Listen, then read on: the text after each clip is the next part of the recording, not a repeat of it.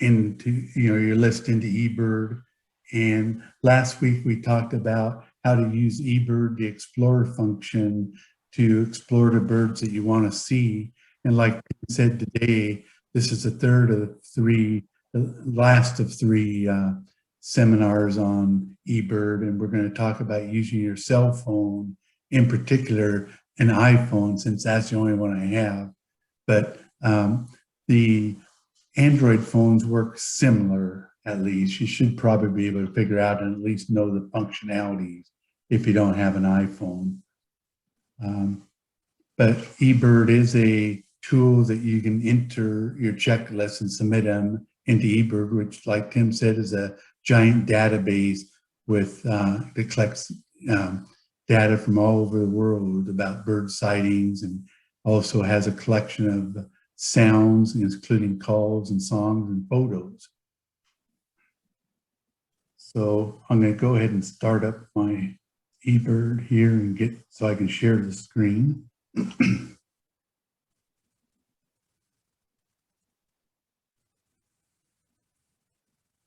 Okay.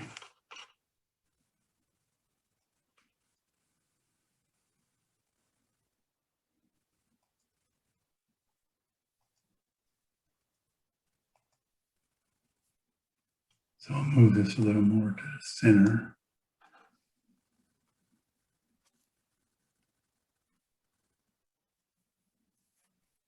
So here we go, and you can just, wherever on your iPhone your application is located, you can go, here's my eBird app right here. Here's what it looks like.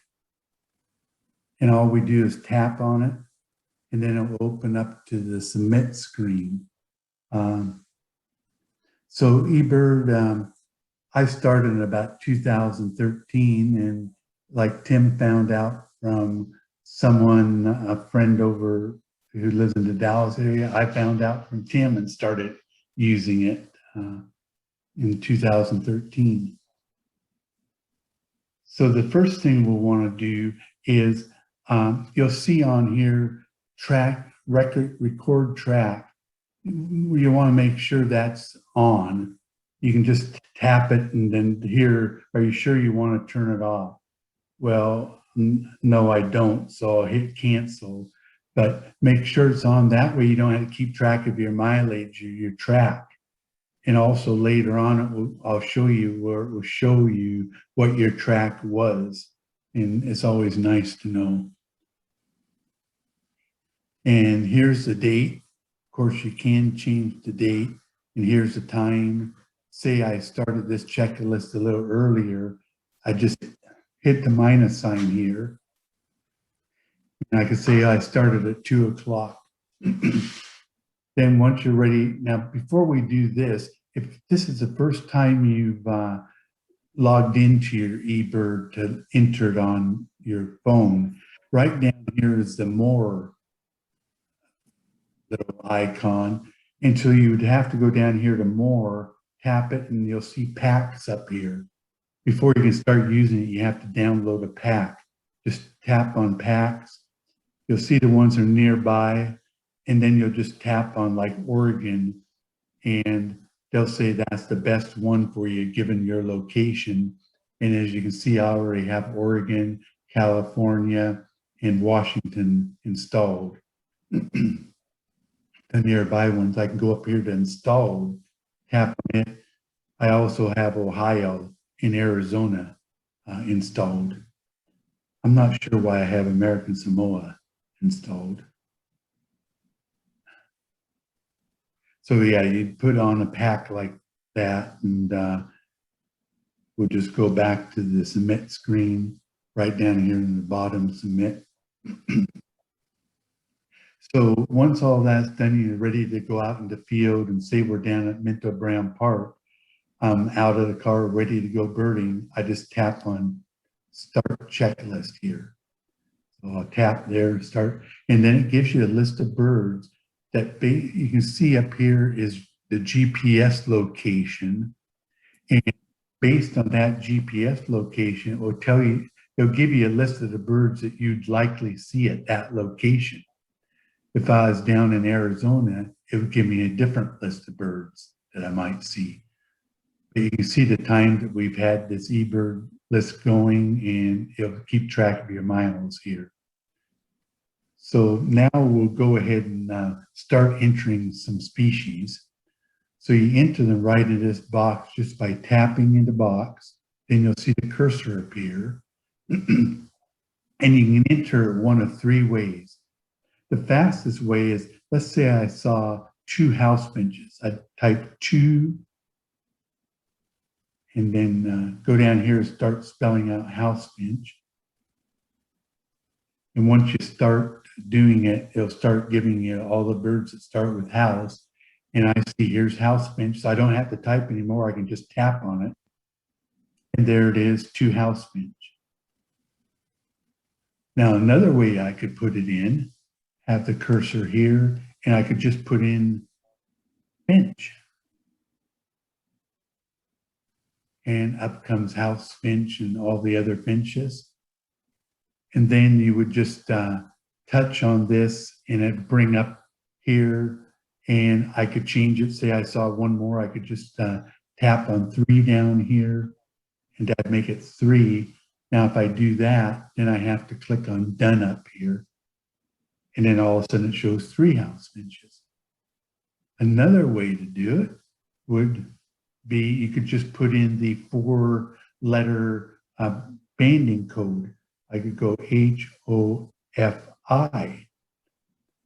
and it would bring up house finch and only house finch alone. And you would do the same thing, just tap on house finch here. I saw 2 more fly by, so now it's 5, and hit done, and there you are.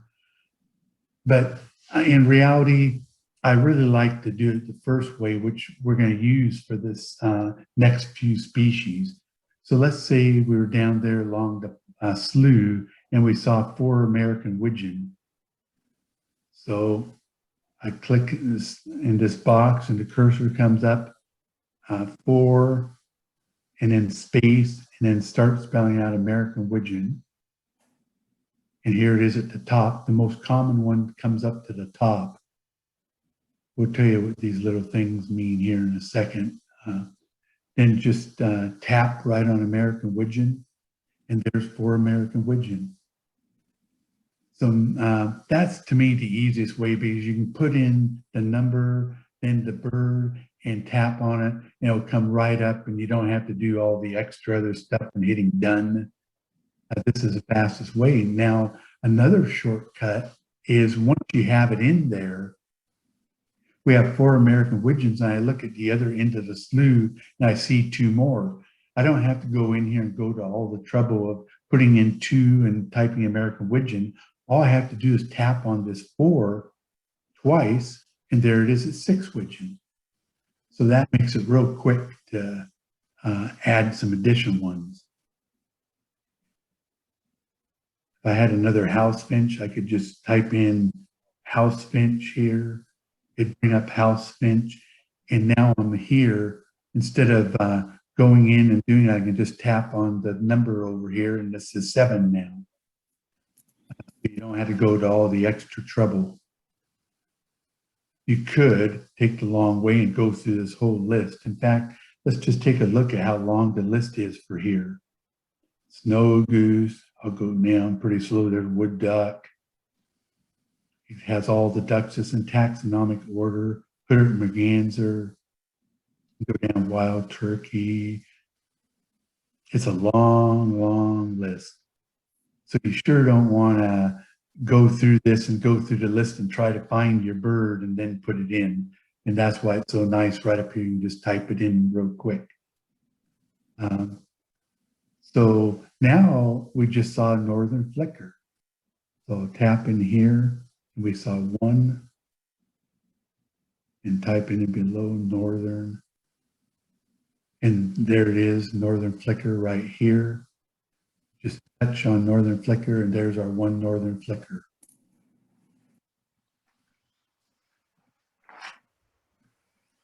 Now, all of a sudden, we see a flock of mourning doves fly by. And man, there's 11 mourning doves.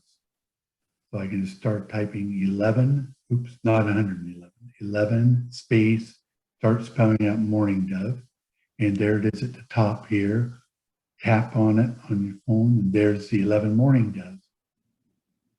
Now, when I saw these mourning doves, they landed in the tree and they're starting to sing, cooing nicely. So I can just tap on mourning dove, and you can either put in details about your observations, or down here, there's this add breeding code.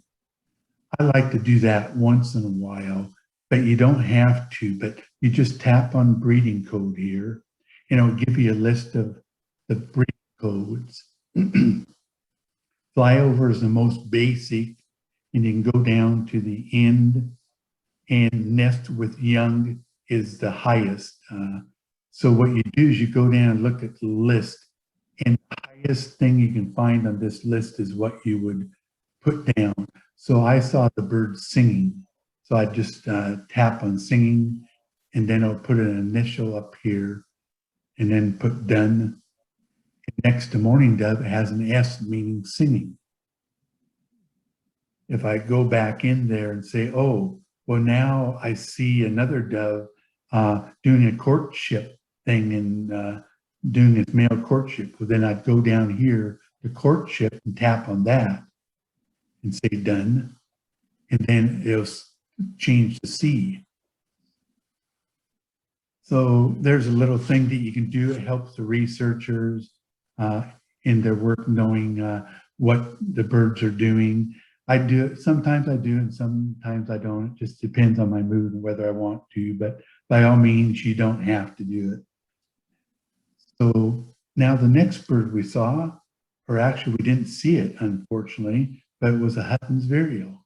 So the cursor's up here, one, start spelling out Hutton's, and there it is. It's the only choice I have for that. So just tap on Hutton's vireo, and there it comes up, one Hutton's vireo.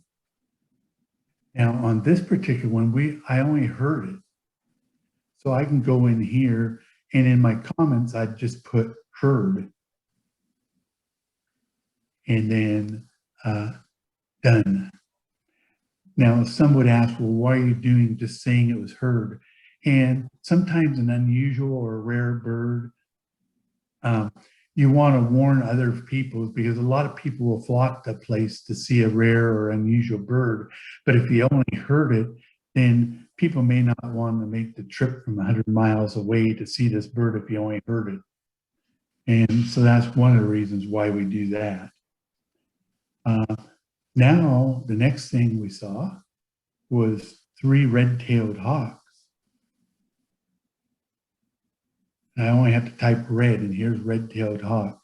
Tap on it, and it had 2 chicks in the nest.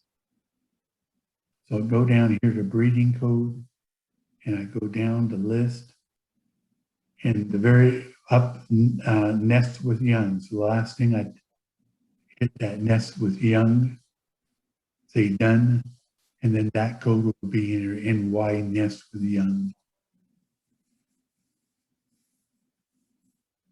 Okay, and then the last one for this checklist, we saw a great egret. I'm going to do this a little different. So I made a mistake, and I started GF for, you can just hit down here, the backspace here, and you get rid of that and start retyping if you do type something wrong. But I'm just going to put in egret. Okay. Here we have egret, and there's great egret at the top. So I said I would explain these little dots. Here's this one that's a half-filled orange dot next to the name. That means a great egret right now in this season and time in this location is only being seen infrequently.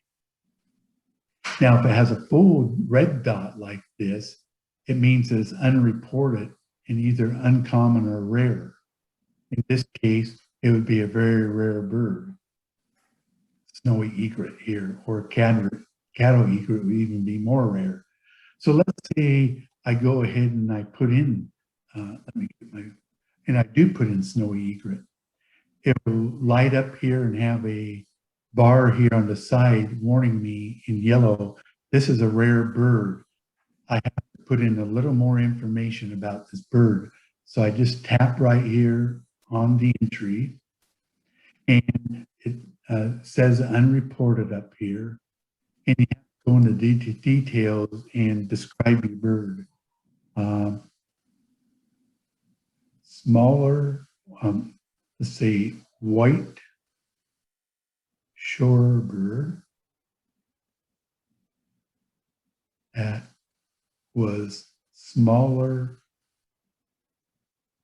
than a great egret,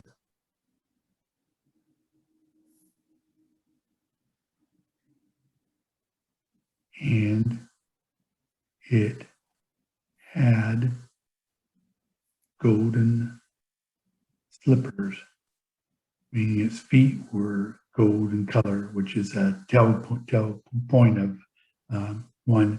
And then just tap on done here. And what will happen if I did actually submit this one, I'd probably get something back from the reviewer for this county, ask me, are you sure you really saw this? And I need a little more information. So when you do get a rare bird like this, if you can get a voice of it, a recording, or take a photo of it, that would really be helpful. In fact, about a week ago, out west of Turner, along Duck Flat Road, I saw a very unusual bird for that area there. It was a black neck stilt out there, and it came up as rare. So I started putting down the description, but I knew in that case, boy, I better get a photo with this. I had my cell phone. I sort of crept up in the bushes and got a couple pictures, and they were good enough pictures. But once I submit, oops, it's starting to go out. Once I submitted those pictures, then it got confirmed and right away. So, okay, we've discussed that dot. If there's no dot at all, it means they're relatively common right now. And you can go ahead and put them in. They've been reported on 6% or more of the checklist that are submitted to eBird. So golden eagle is fairly rare right now. The white-tailed kite would be, I guess I should say unreported. Rare would have this little red orange box with the R in it. Okay, so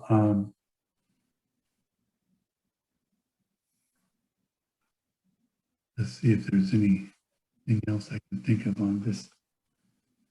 So now let's say we're done with our checklist. We're ready to submit it. You just hit cancel right here. And then this will bring you down here and it will ask you, do you want to stop? Stop, and I do, but before we do that, you'll see right down here this little check mark with the number in it. That's the number of species that we've entered on this checklist. Let's say you're ready to stop and submit your checklist and you say, oh no, I remembered I saw an osprey and heard an osprey down at the nest. Well, you can just click on this little, tap on this little 7, and here it'll bring up the birds that were on your list here. And you can even add to that list. Say I saw another house finch and I forgot to put it down. Usually when I do a bird list and I have other people, when I'm ready to submit, I ask, well, I'll go through the list and say, well, we had 6 American widgeons, 11 doves, and go through the list and did I miss anything? Somebody said, oh, you missed a house finch. Well, I can just go in here and tap house finch and put it up to 8. Somebody can say, oh, there was a bald or osprey that flew by. So I can tap in this box up here, put 1 osprey, and tap on osprey, and then I want to add an osprey for us. So you can do all of that before you actually submit the list. Now, okay, so I'll do cancel again to come back to the final. This time I will put on stop. And then it'll say, do you want to stop tracking or keep birding? Well, I want to stop tracking. I'm done with this list.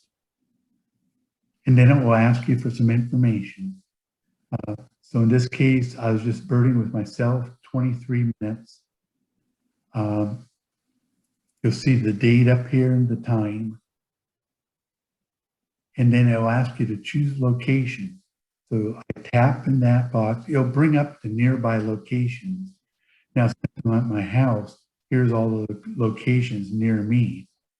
But I birded at a different place. It also keeps track of your recent ones. I can just go up here to recent and tap recent. And here's some of my recent ones. Okay, so it was Duck Flat Road here that I was at. So I'll just tap on Duck Flat Road. It puts that in as my location. I can check over my list and it'll ask you, is this a complete checklist of the birds you were able to identify? And the answer, of course, is yes. And one thing about this doesn't mean that you put down every bird that you saw or heard. There's some birds, like the other day, I couldn't figure out what this bird was. It just means that you were able to, you entered all the birds that you were able to identify. So I put yes there. You can add checklist comments here in this box. I'll say it was a nice day with temp around 70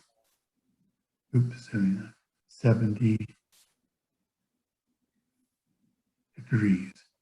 You can put anything in there you want. This is just basically information for your checklist. And once you're done with that, then everything is completed. You hit submit down here. And we have submitted a checklist, and we'll bring you back to the submit checklist. Now, say I want to find out about this checklist and take a look at it and show somebody. Right down here are your checklist.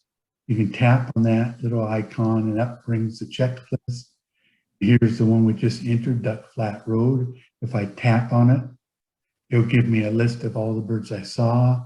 We started at 2 p.m. Here are the birds we saw. Here's the comment I made. 8 species. It was stationary. Only one observer, and it lasted 20 minutes. Now, there's some other choices down here too. Say I get to this point, I'm going through the list. Oh, shoot, I forgot to put something in there. Or, you know, that osprey, we didn't really see it. So I can go down here to this edit button, tap edit, come back to that. I'll just tap up here again so I can get to osprey. There it is. I'll tap on it and I'll just backspace, hit the backspace here to delete the one. And then once you delete it, you can go in here and say done. And then osprey no longer shows on your checklist.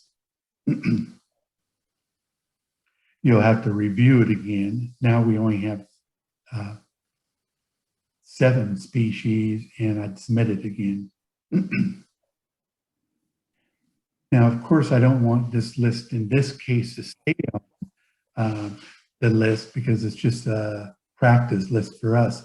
So I can just put my finger here and move it to the left, and it will bring up this little delete thing. I can tap on delete, and it'll ask me, warning, do you really want to delete this list? And yes, I do. So I tap on delete, and there it's gone.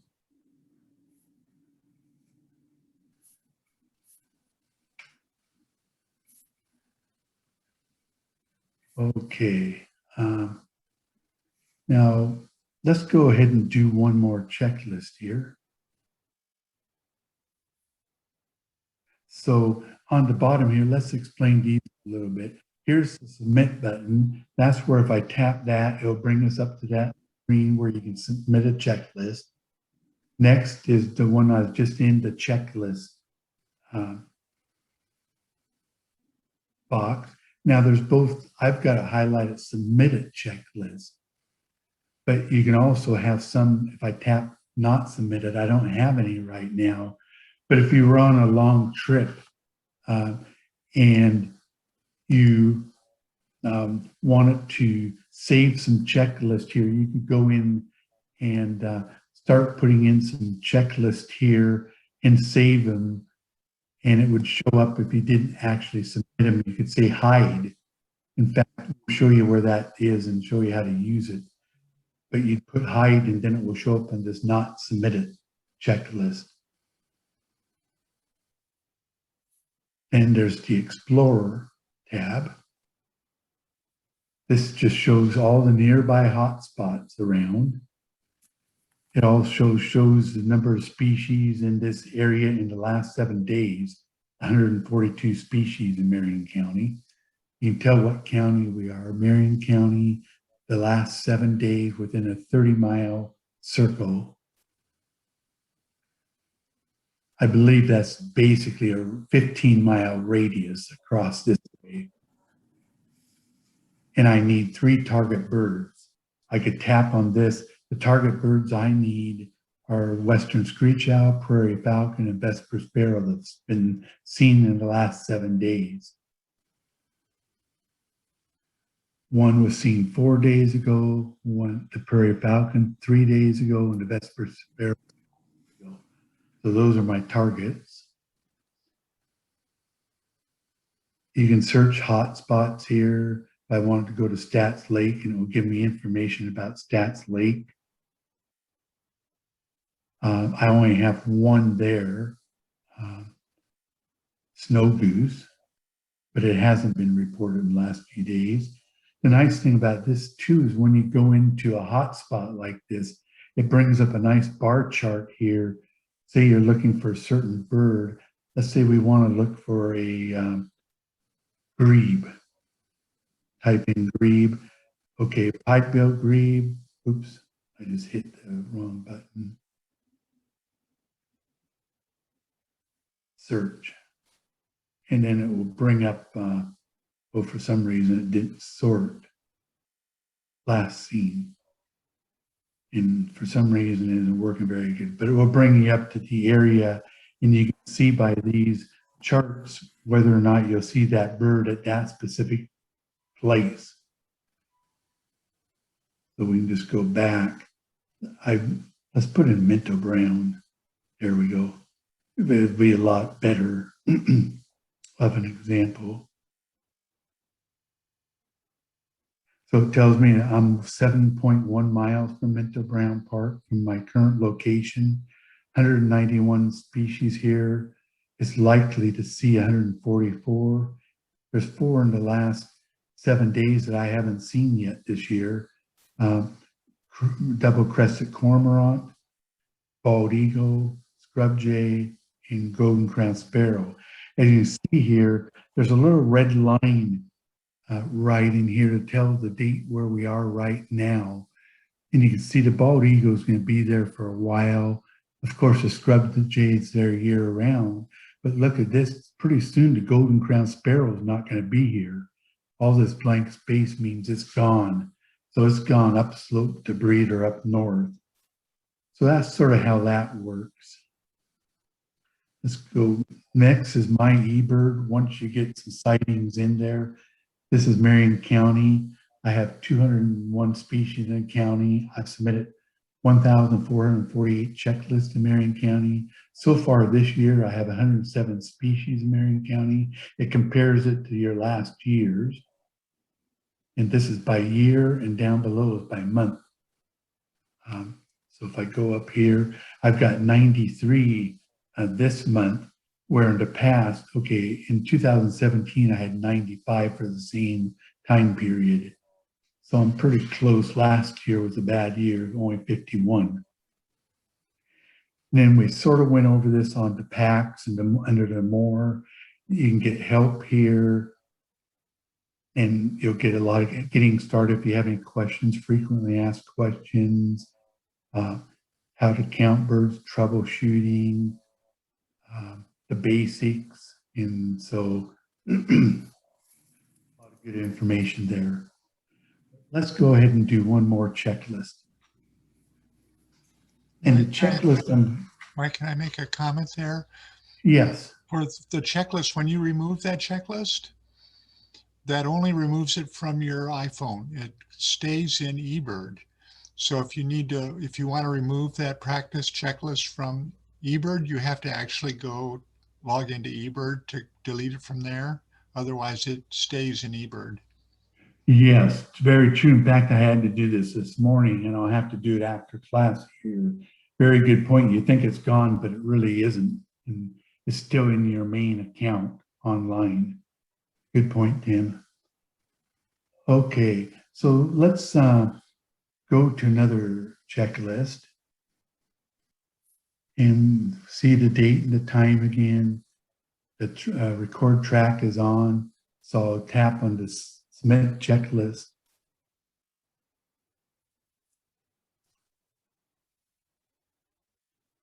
And on this one, I'm going to do it a little different. I'm going to tap up. Let me see if I can go back. Cancel. I'm going to tap up here and I can put it in where I'm at right now if I want to, just by tapping up there. I can choose my location, and I'm going to go back to recents here, tap recents, and I'm going to do the pintail boardwalk here that Tim and I and Cassie did yesterday. So I'll tap that.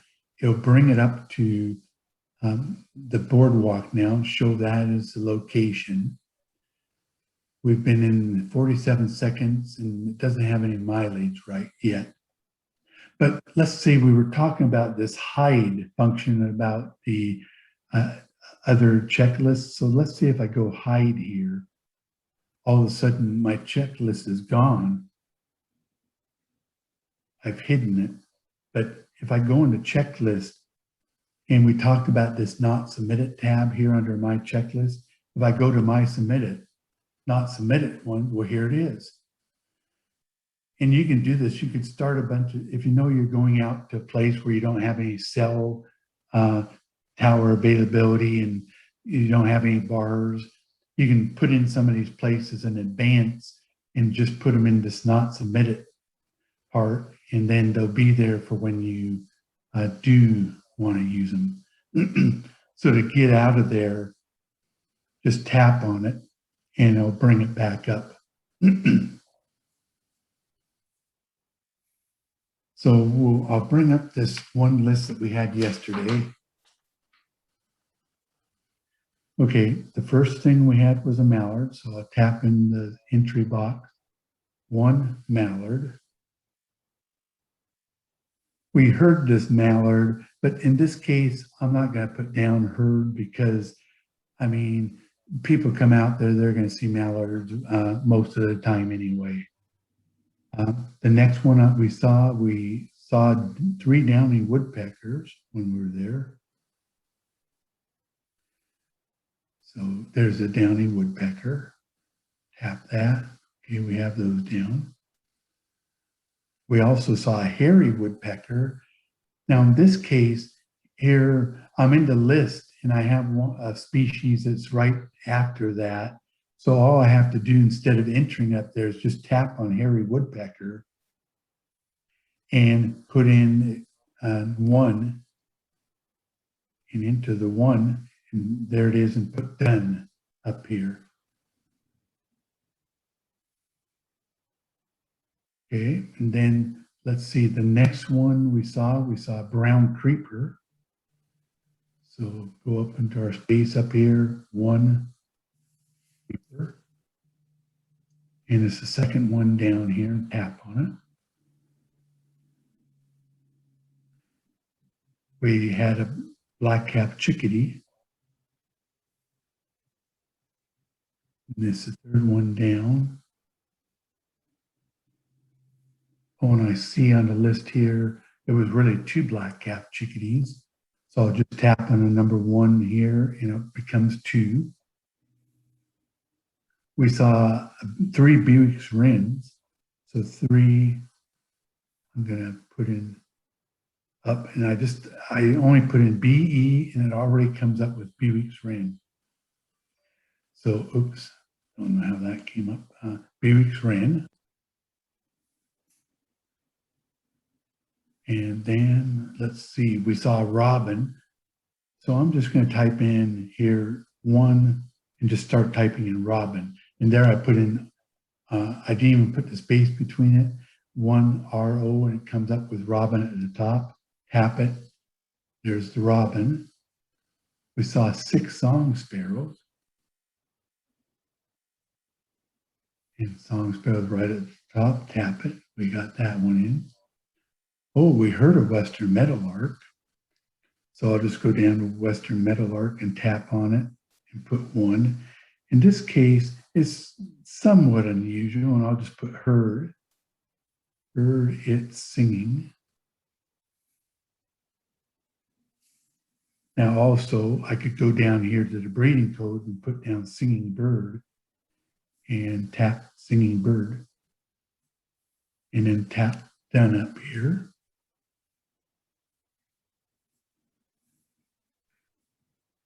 And let's see, our next, saw a great horned owl and heard it, actually heard it. 1, we'll just type in owl. Great horned owl is the most likely owl that you would hear out there or see. So it's the top one, tap on it. There's 1. And heard, oops. Heard it woo, woo, oops. See, it wants to change the font on here, but woo, call, and hit done up here. And we'll just do a couple more.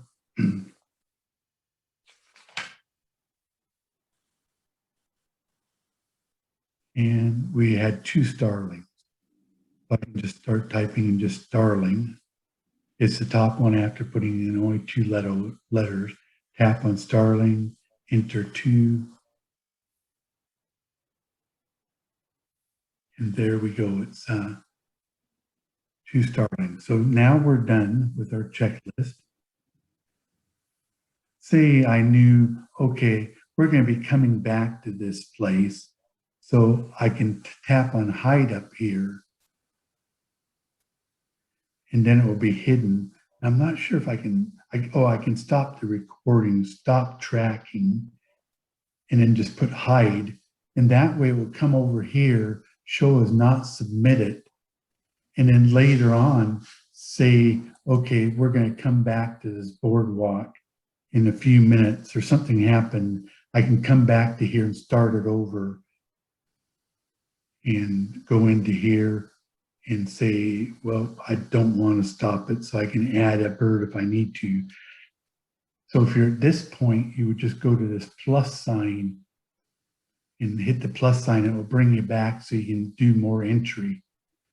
I wouldn't do this too often because it's better just to close out the checklist and then start another checklist when you come back. It may be longer than you thought that you're gone, and but if you're just going to be a few minutes, and you could do this. Right, can I make a comment about that? Yes. I do that sometimes for my yard birds, you know, when I'm watching my yard birds and then I have to step away for a bit. And then so I'm not birding for maybe 5 or 10 minutes, and then I come back rather than start a new checklist. I'll just leave that one open, but I'll adjust the time so that that it's not continuing to add time.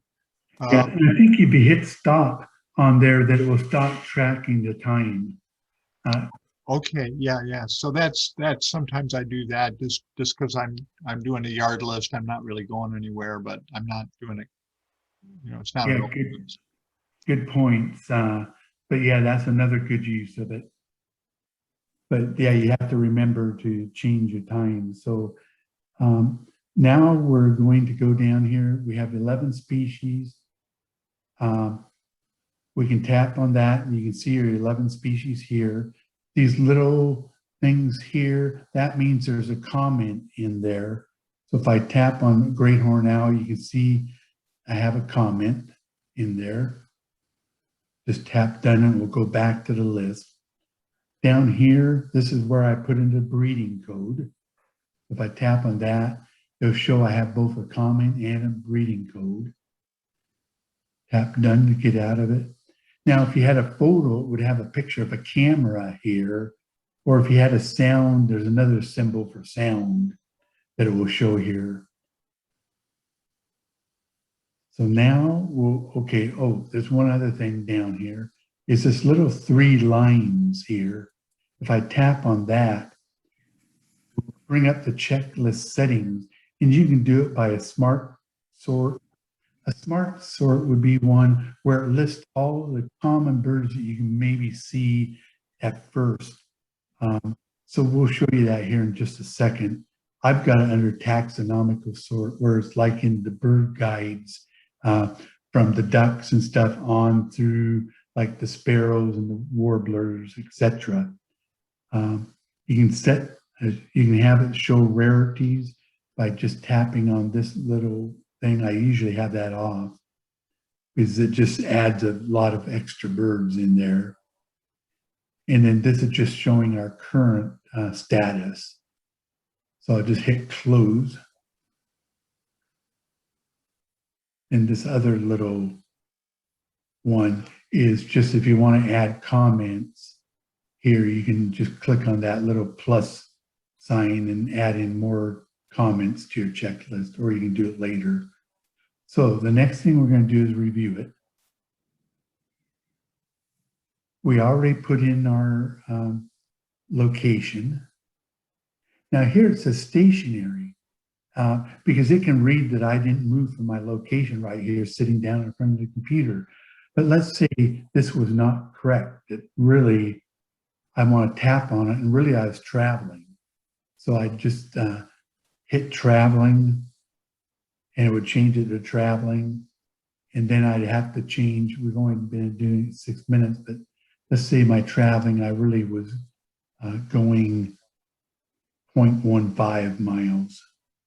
Just tap in 0.15, and it's really 8 minutes now because I went offline for a little bit. We hit yes. And then, now let's say, what if I hit no here? What that means is that you didn't report all the birds you were able to identify, and therefore eBird is not going to use your checklist for their scientific data. It means it'll still stay on your checklist. It's still birds that you saw, but it's just not going to be used for the research. Of course, the main thing of eBird is to help out with research. So when I very seldom use no, so I'll put yes. And here's the other place where you can put down your checklist comments. And as we said before, you can put any comment in there you want to. Okay, let's see if we covered everything. So let's go over these traveling. So you see there are 3 different observation types. Traveling is when you've traveled more than 100 yards or 0.2 miles. So that's traveling. Stationary is when you've traveled less than 100 yards or less than 0.2 miles. So technically, since I put 0.15 in there, technically it would be stationary. Incidental is when birding was not your main purpose. That, like I was on my way to Kaiser Station the other day, and in the field I saw 100 crows. Well, that's pretty unusual, seeing 100 crows out there. So I pulled along the side of the road, counted the crows, and I marked incidental and put in the 100 crows and submitted it. And then that was it for that one. That's how you use incidental. There's some other protocols you can use and stuff, but If you want to know about the protocol, just tap on the I next to it, and it will tell you what those are used for. Of course, banding is for the banding protocol. You can use the shorebird protocol, but I never usually use any of these.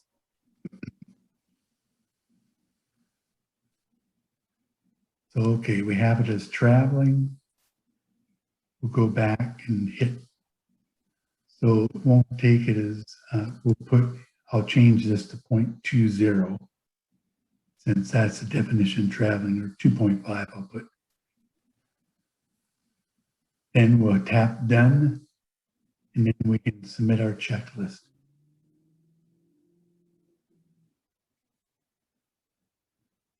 And here it is under submitted. Just tap on it. There we've got our 11 species. We were traveling. There was only one person, 8 minutes duration. Here you can see I traveled 0.25 miles. And we talked about earlier that when you have on the little route, let me go back and get out of this and go back to submit. When we have this little track your route on, I'll go back into my, and here's a little symbol that tracked your route. You can tap on that and it'll actually show you your route. Here, since I was just here and didn't really move, it's not going to show anything. But if I get out of this checklist and go to the rail trail, you'll see the same thing down here. I went 1.24 miles. I tap on that. It'll show the route that we went. I can enlarge this. And so what I did is I came from, here's the parking lot of the rail trail, went down the trail. Here's my starting point, this little dot here. I went down the rail trail along the edge of trees, and then I actually went down the boardwalk here and returned on the boardwalk. When we got back here, we decided to go out and look over here. There's a nice pond over here. It shows dry up in this, but we overlooked this pond here, and oops, I just put it in as a hotspot. But if I close it and don't do anything, it won't show up. And there were just tons of ducks out there. So that will show you your actual route.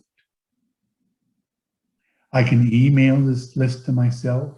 And so sometimes when I am out on a Salem Audubon trip and I keep track of the birds, I send this list to me so I can send out a report. I can just type in the email address, put it in there, tap this here, and there it goes. I've just got a copy and an email of the rail trail one. You can go to eBird.org here. That was at the bottom here. And you can actually see the different tracks and information on your latest one. But what this is really going into your eBird account.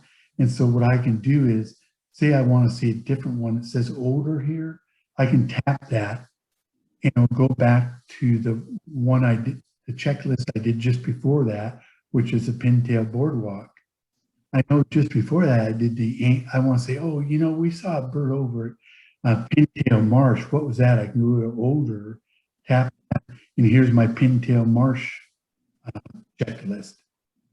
And Tim was with me and Cassie, and it sort of shows our route here. We just moved back and forth, looking around the edges, and it shows our birds. So that's another functionality. There's so much here, but at least I think we have the basics. The eBird app is upgraded pretty often, so keep up with the updates and stuff. When it says ready to update, keep it updated. Usually it will send you an email when there's an update. Okay, we did that.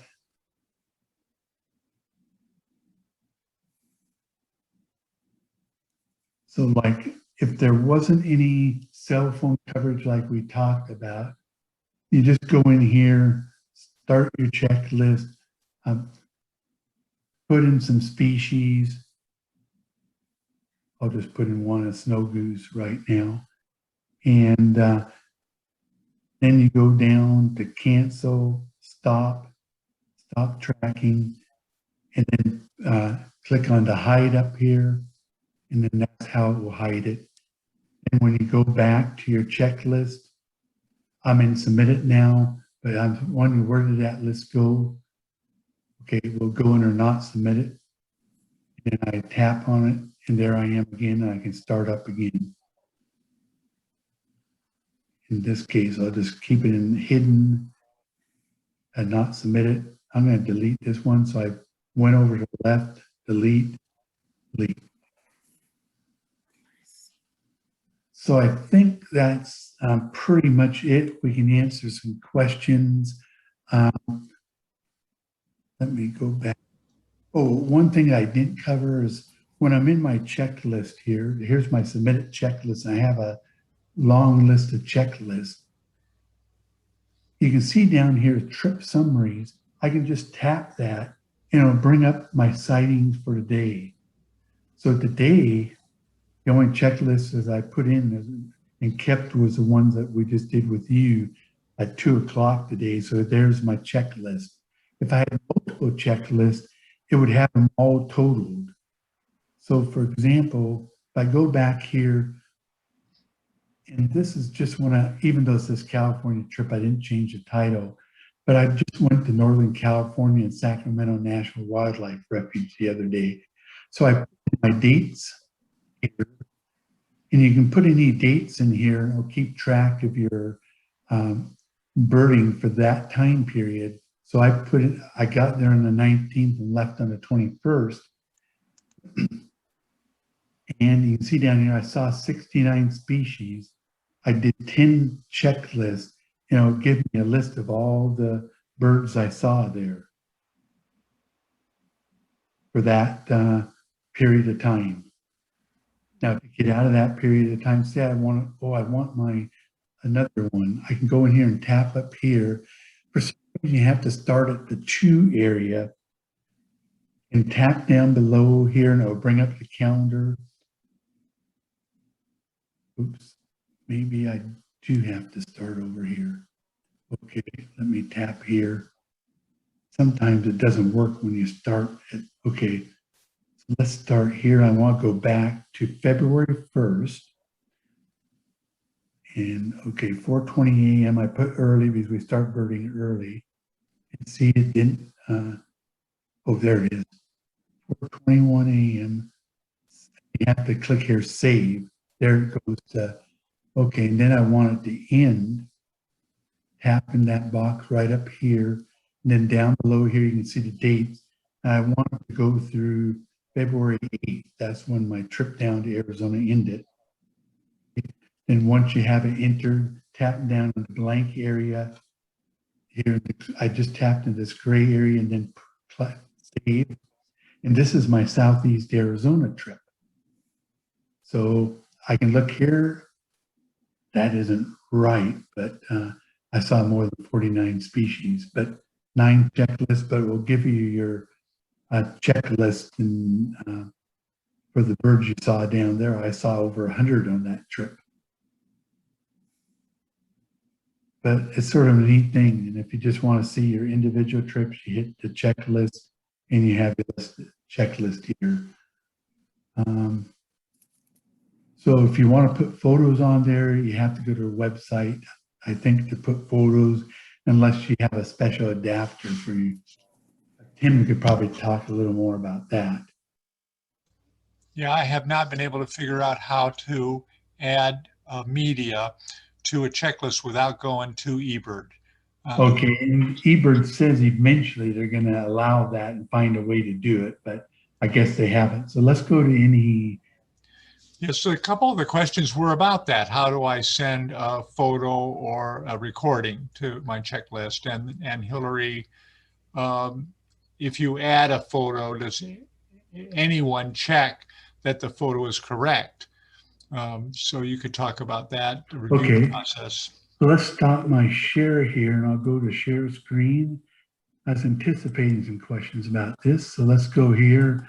I'll share my eBird screen. Here we are to the main eBird.org home. And so I want to add a photo to it. I go to my eBird. It automatically logs me in because that's the way I have it set up. And I'll go down here to checklist.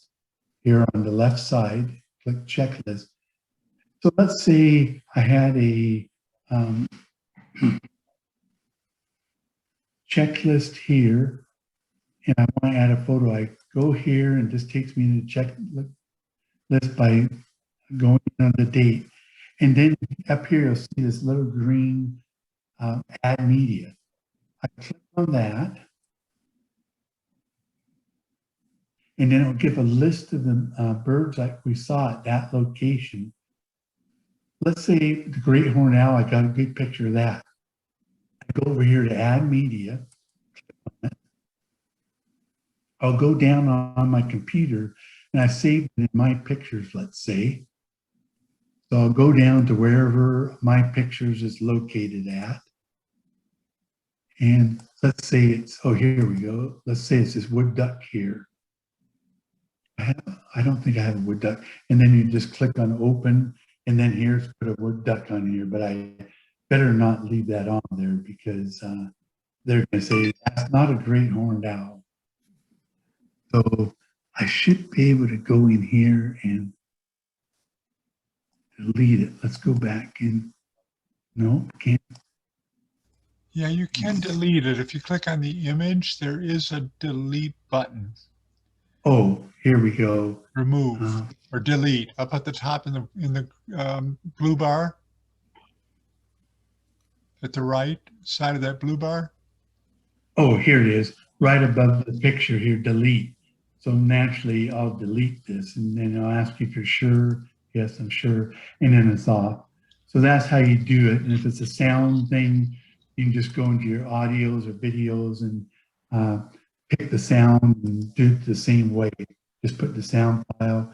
It'll tell you they like JPEG and they like WAV, but you can put in MP3 or these other ones to sources.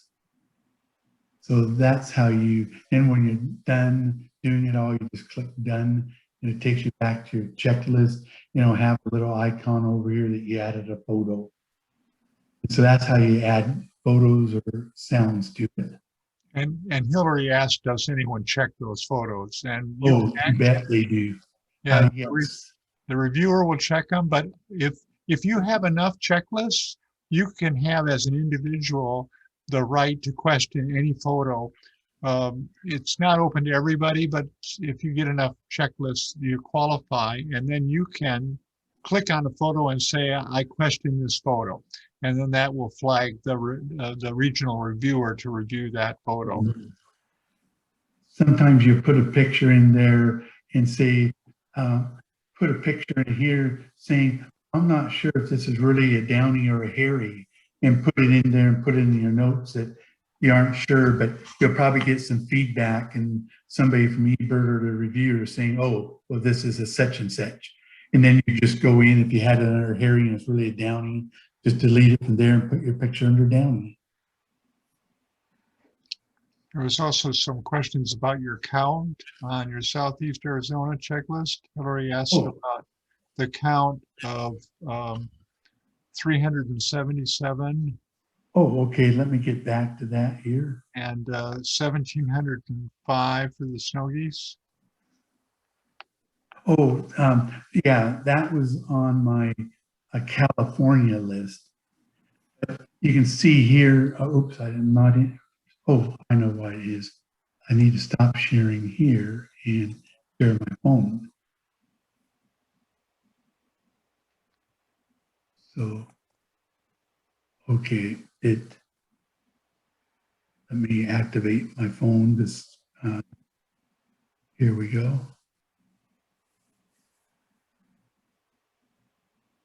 There we go. So there's my list. Let me share it now.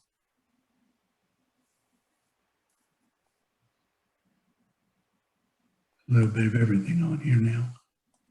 Okay, so here we are. Like, for example, on this February 1st. It's not showing your screen, Mike. It's Oh, showing did it? a mirroring 360 ad. Huh. Okay, let's see, try this again.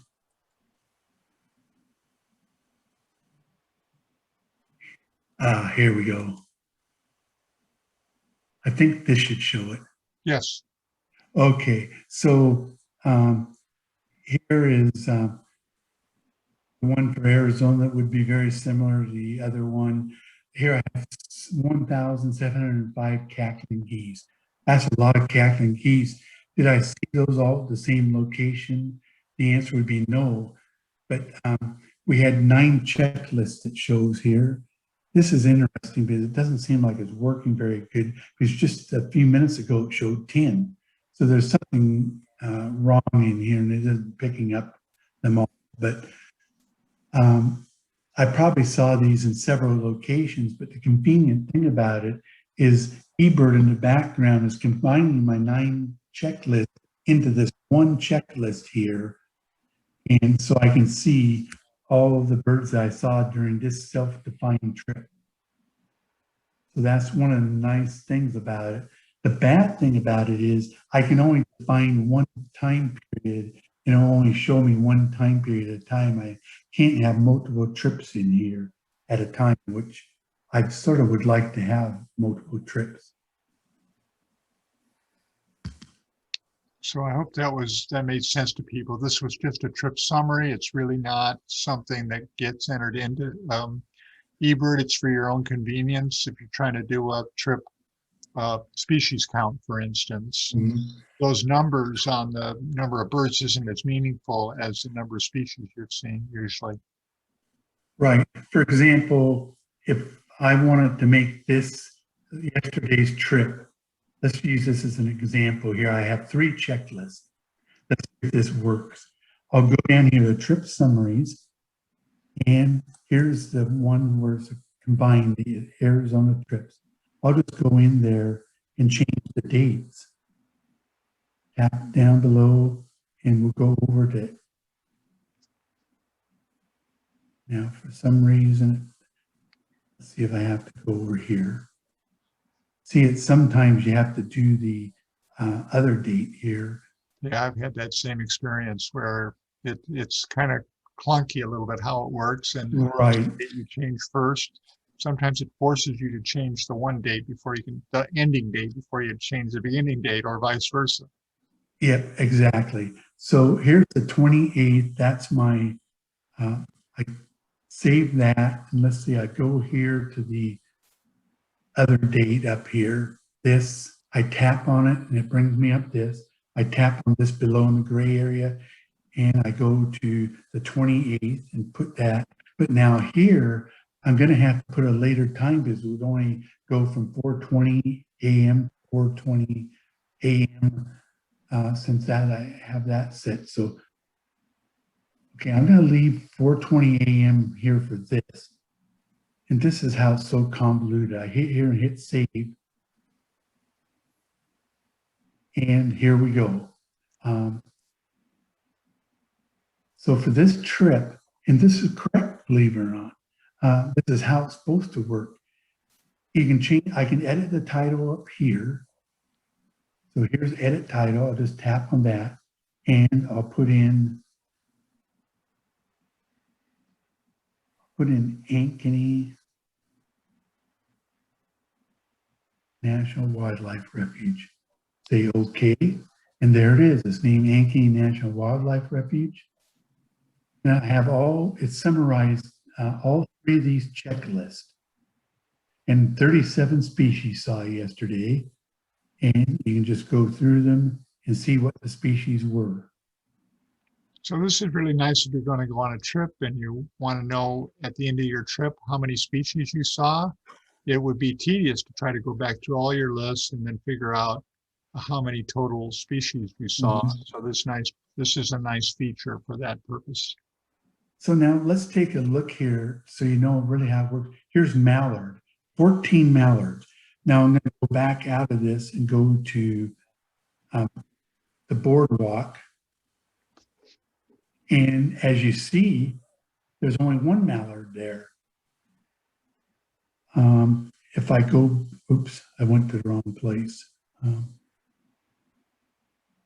And let's say if I went to Pintail Marsh, I only saw 5 mallards, so 5 and 6. There's 6 mallards total. And let's go, and to get out of this checklist, you just go to the X up here and click it. And then if I go to Pintail Marsh, oops, I already did that, Rail Trail, I saw 8 there, 8 and 6 is 14. So now let's go back down to X out and go back down here to my trip summary. And we'll click on this here. And boom, 14 mallards. It added all those up to 1 from the one place, 5 from another, and 8 from the other. So it's all together here. It added all 3 of those places. And I know I saw 14 mallards total. So then I can just get out of this, go hit back. And if you want to see, go back, just hit checklist at the bottoms here. Take you back to your list. You want to see a single checklist saved. I want to see a checklist when I went down Farmer Road. Click on Farmer Road, and there it brings it up. So Mike, there's a question about how do you enter latitude and longitude for a location? Oh, okay. To tell you the truth, you can do it. Let's go here and put a submit. Start a checklist. And let's go in. I believe you can do it by going to map here. And if you put it in, like if you put in 45.000, and I haven't done this, as you can tell, but a lot of times you can just go to the map and then just click on a spot and it will put the latitude and longitude in. Right. So if I go down to the hotspots, I can minimize this. It shows all the hotspots around me. You just click somewhere. Here. Yeah. When you're in a Glen Park, for example. Yeah. But some of them, when you do click on them, they actually give you the GPS address. But I believe you can put the GPS address into search box and it'll bring it up. So I can go to the map too, and I should be able to change this map and get it out into the roads, showing the roads. There's I-5. But I believe you can enter it by putting it in a search under maps. I'm not positive. But normally I just put mine in either by using the nearby ones, or I bird a lot at the same places. I'll use recents, and you can go in here to map. Let's see map, and I want ones near Eugene. There's Eugene, Oregon. Just tap on it, and then it'll bring it down to Eugene. You can see all the lists there. Okay, I know I'll have to get this and just use your 2 fingers, bring it out. I know it's near I-5. Here's the 315.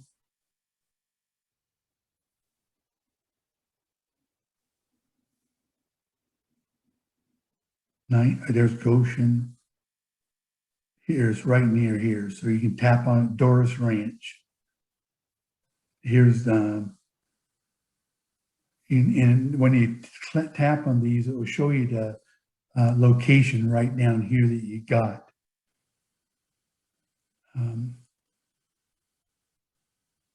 Tap here. But anyway, you can do that too and go into near the city where you're at and load them up too. Then you just, if you like that location, you just tap use location. And so that's another way you can get in there.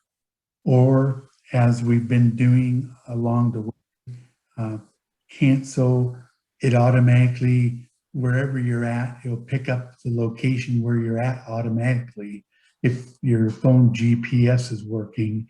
And then when you go in, you can either tap right now and it will bring up the locations that are near that GPS point, and it should appear on here to the list. And if it doesn't, then go to map, and here's the map near this area, and you can pick out your point and then say use this location, and that would put your location in. There's a question about, can you see your photos on your phone when you look at a checklist? Yes. Let's see if I have one that, let's go down here. I'll cancel out of this. I'll stop this checklist and get out of it. Let's put it in hide for now. So let's go to this checklist here.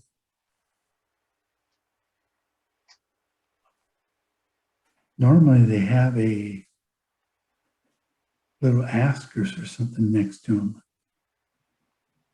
for a photo.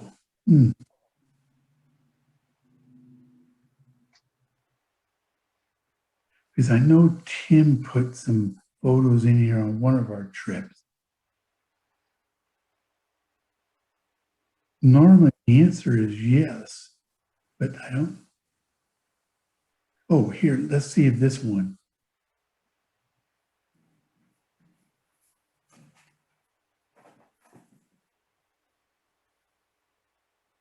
Trying to think where I put that photo in. That's interesting. My photo isn't here from Duck Flat Road. That's interesting. Yeah. Because it was accepted and everything, so it should show up on my list. But yeah, the answer is yes, they should show up on your phone. But I'm gonna have to look into it. Let me write that down. Photos.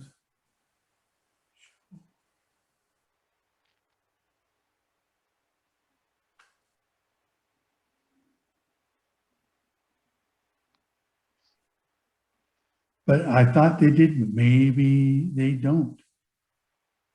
I know I can go in online and see them, but very good question. I'll have to research that out. Now, if I go into eBird here, and I know there was one where we, oops.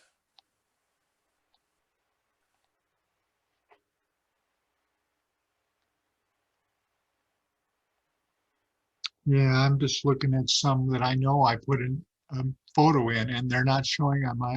Yeah, so They're not showing on my iPhone. guess the answer is no. Yeah. I'm going to research it, and that's something they should have. I'm looking now on my actual eBird list here as I get an example.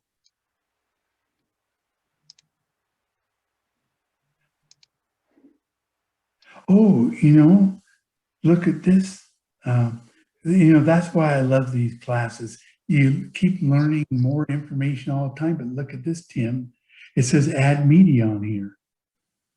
Oh, in my, that's right. I'm on my computer using my, I'm not using my iPhone. I'm actually using the computer here. So, okay.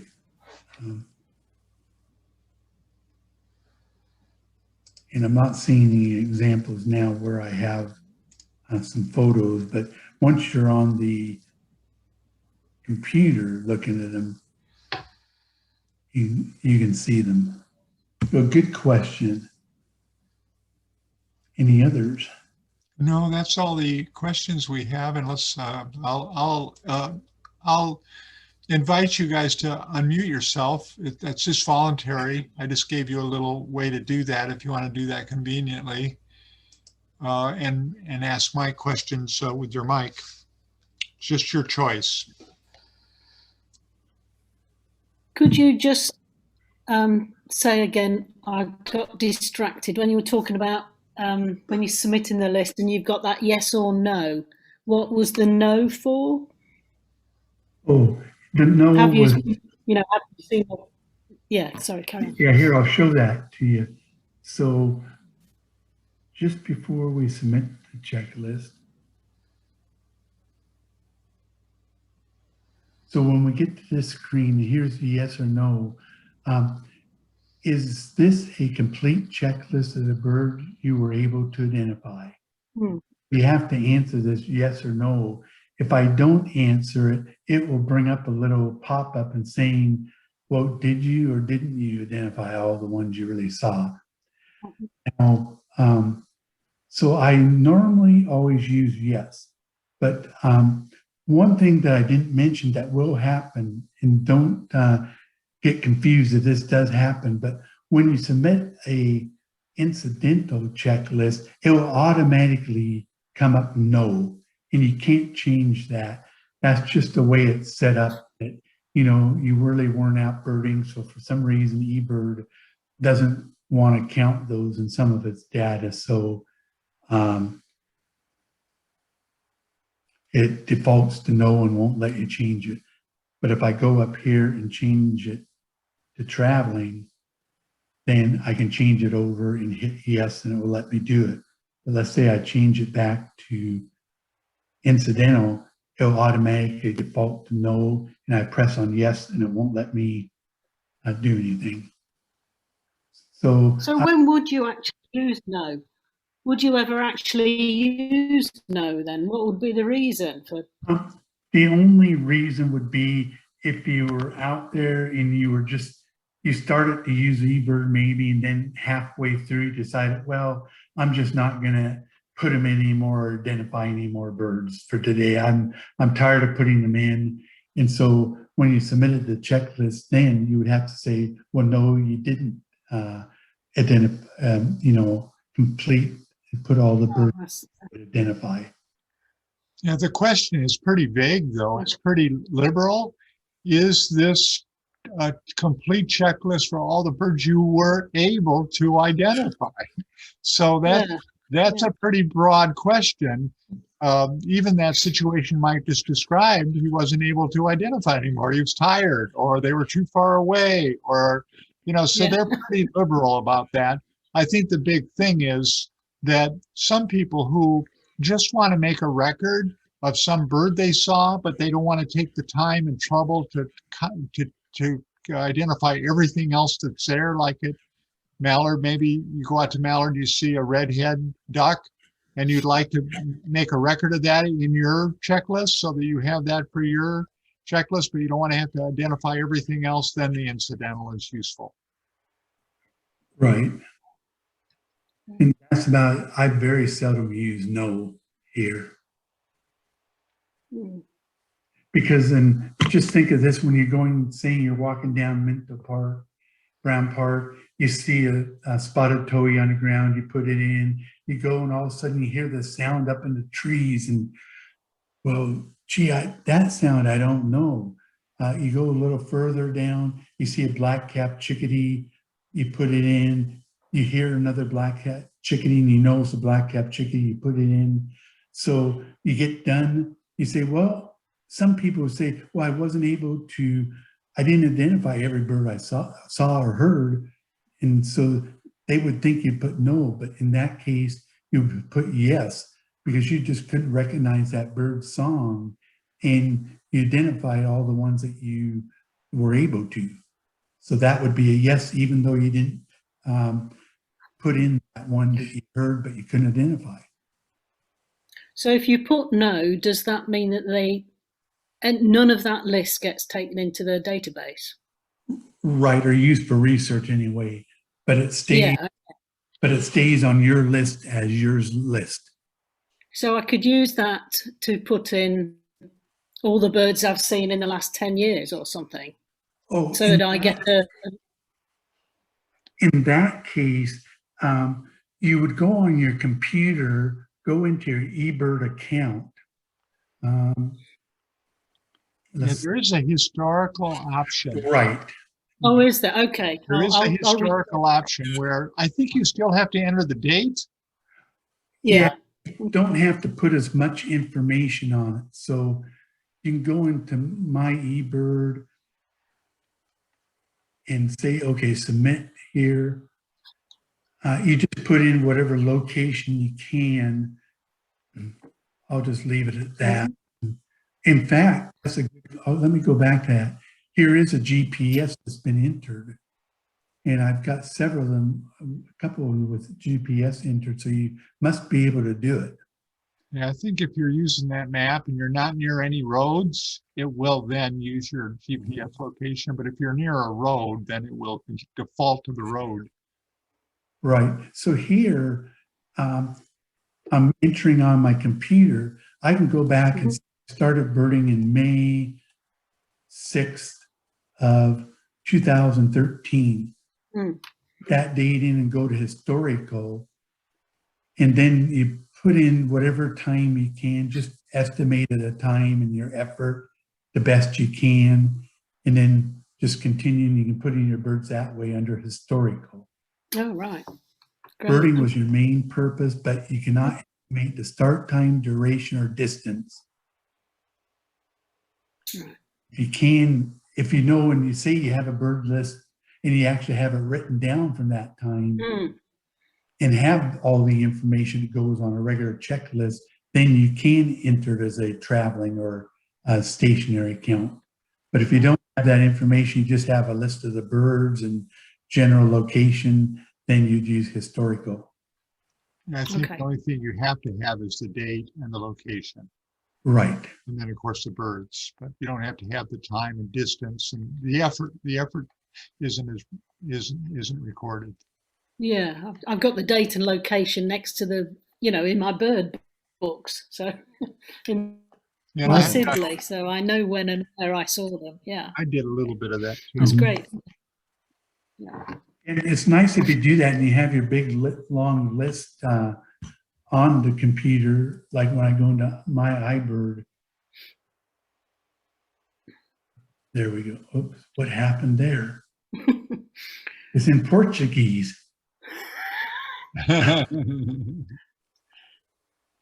Wow. So sometimes odd things happen. I'll get out of that naturally. Stop share. But anyway, you can go in there, and once you have your list embedded in your thing, it helps you in many ways to know what birds you've seen. And we went in one of the other classes, we went into where you can search eBird and find the ones that you haven't seen. It'll tell you which ones you haven't seen at that location. Yeah, thank you. That's been a big help. Thank you very much. Oh, great. I'm sorry we went over time again, but you can see how much information it is. And I just have one quick question. Sure. I came in a few minutes late, and I'm sorry, but that picture behind you, Mike, is just beautiful. And I was wondering if you took it and where it was. Yeah, I did not take it, but it is in Southeast Arizona, my favorite place in the world. And it's a picture of the Santa Rita Mountain with the stormy monsoon clouds behind it. Thank you very much.